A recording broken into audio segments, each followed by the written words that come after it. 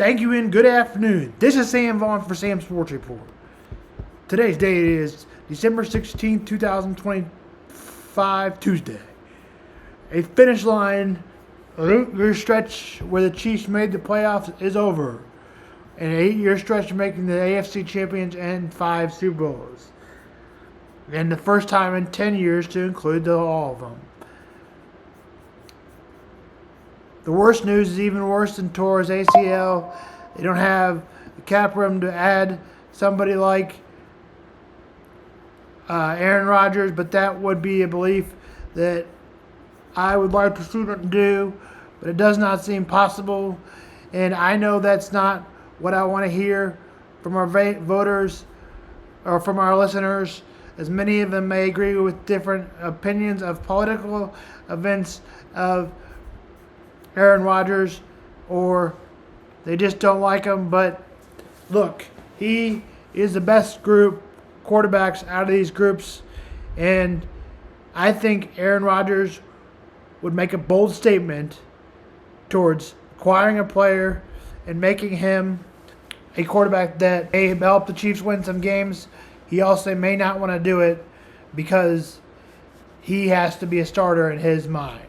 Also, look at other players like Locke and Brissett, and Gardner Minshew has been a player that has been a starter. His record is just 15-29.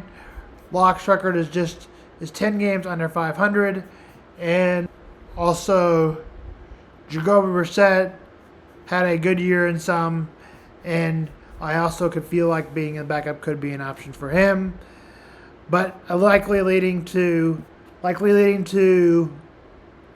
Minshew just because he's already the backup. Phillip Rivers could also fill that goal, but right now he's with the Colts, so we'll see what that happens.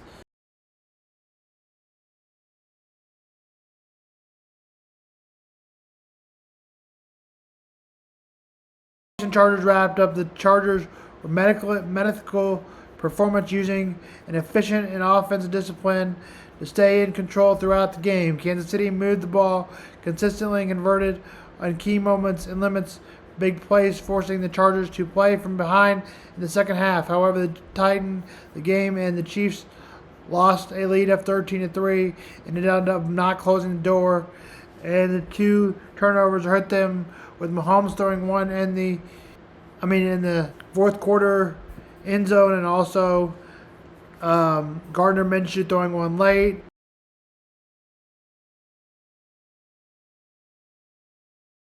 His surgery was successful and determined October or September for his return. The Bears wrap up a physical, hard-nosed matchup, ton of maintaining the control. Chicago's defense applied steady pressure and limits explosive plays while capitalizing on field position and key opportunities in the second half. Discipline and making necessary plays. Down 21-0 and to win in a blowout position over the Browns. The Bears' final score was 31-3. The Jaguars beat the Jets 48-20. Texans beat the Cardinals 40-20. C.J. Stroud throws 3 touchdowns. Ravens beat the Bengals 24-0. That was expected to be a close game, but was not. As rushing yards, Derrick Henry goes over 100, and that was on that side. Keon Mitchell goes 8 for 66. Ravens have 189 yards rushing. And for that game, 24-0, Bengals over Ravens. Commanders beat the Giants 29-21. No significant stats on that game. Raiders beat the Eagles bad 31-0. Jalen Hurts had 3 touchdowns and 175 yards. Seahawks beat the Colts 18-16 despite Phillip Rivers throwing a touchdown. Did throw an interception as well. Broncos beat the Packers 34-26 after trailing 24-13. A 14-yard touchdown made it 23-13. 23-21, Troy Franklin passed for 23 yards. A field goal to put the Broncos up 27-26. And then R.J. Harvey scores 34-26.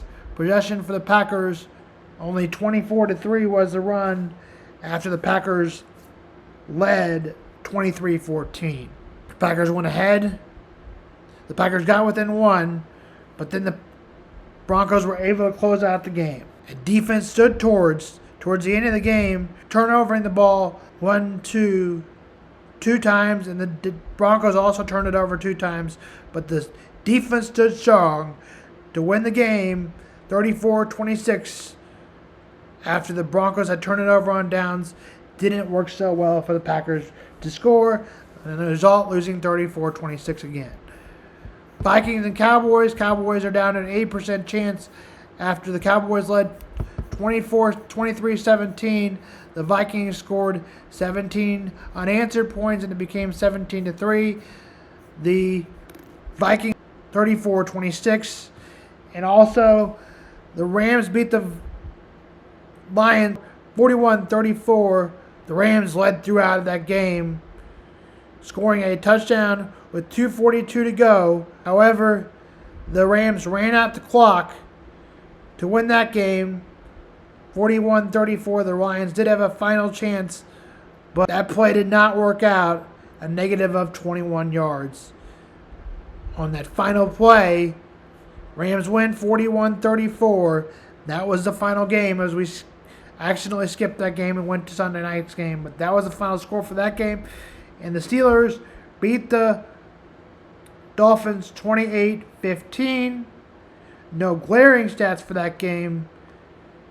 Rodgers just threw 2 touchdown passes for 224. And the Pittsburgh advances with a win over Dolphins 28-14. The Ravens and Steelers have a game left. Right now, the Steelers lead by 1 game over the Ravens. The Steelers won the first one 27-22, depending on tiebreakers.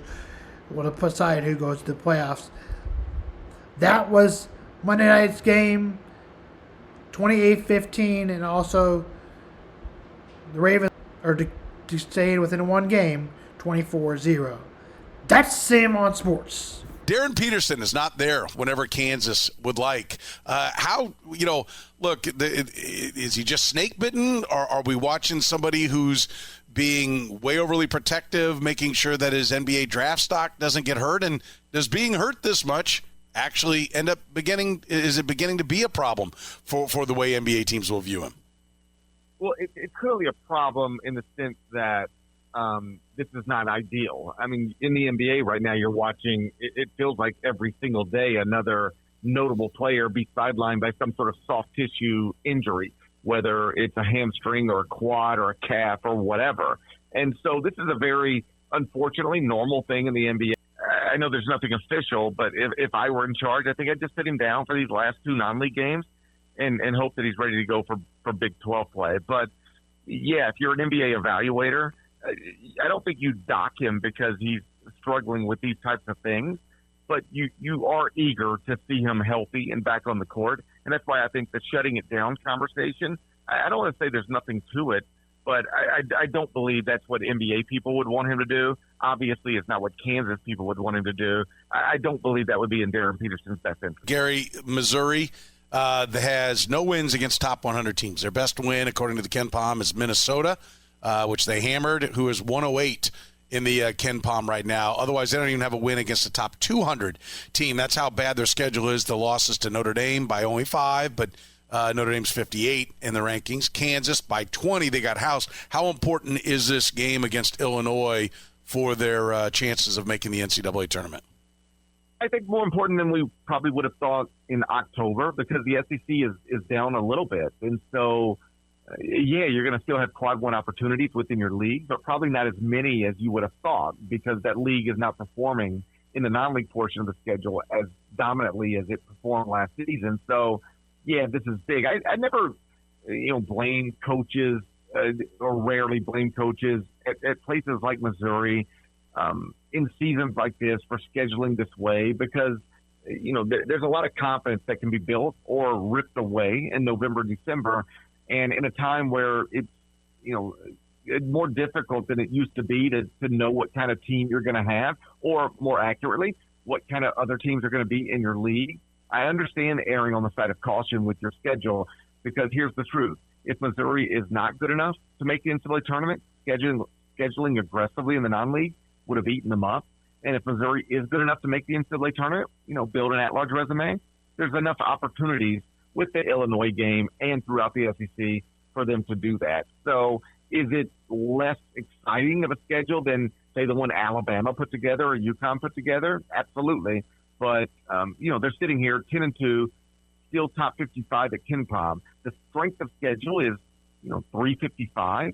That's obviously terrible. And if they're on the bubble, it could be used against them. But, if you're sitting on December 16th with only 2 losses, there's other prominent power conference programs that would take that. But, yeah, they got big questions to answer. And they'll get a big opportunity, when the Illinois game gets here.